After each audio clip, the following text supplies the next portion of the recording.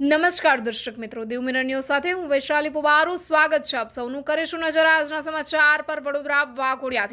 વડોદરાના વાઘોડિયા સુમનદીપ વિદ્યાપીઠ ખાતે dam job બી યુનિવર્સિટીનો દીક્ષાંત સમારંભ યોજાયો.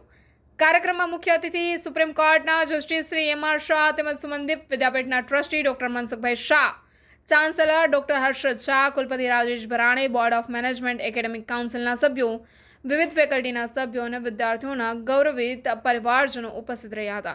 12th કન્વોકેશન કાર્યક્રમમાં સુમનદીપ વિદ્યાપીઠના કેમ્પસમાં મશાલ યાત્રા કાઢવામાં આવી હતી.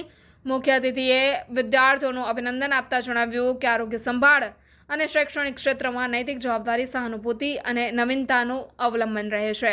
દીક્ષાંત પ્રસંગે કુલ 843 વિદ્યાર્થીઓએ ડિગ્રી એનાયત કરવામાં આવી હતી, જેમાં medical, dental, pharmacy, physiotherapy, nursing management, paramedical અને ઓડિયોલોજી જેવી diploma, under graduate, post graduate અને પીએચડીના વિદ્યાર્થીઓનો સમાવેશ થયેલ છે અને સન્માનિત કરવામાં આવ્યા છે. તેમજ કુલ 30 પ્રતિભાશાળી વિદ્યાર્થીઓને ગોલ્ડ મેડલ પણ આપવામાં આવ્યો હતો. રિપોર્ટર પ્રદીપ બારિયા સાથે cameraman Nitin Shah, Diu mirror news, Waghodia, વડોદરાથી. હાય, હું છું ક્રુઝિન સિંઘાનિયા. આપની આસપાસના સત્ય સમાચાર જાણવા માટે જોતા રહો દીવ મિરર ન્યૂઝ. અને હા, લાઈક અને સબસ્ક્રાઇબ કરવાનું ભૂલતા નહીં. Thank you.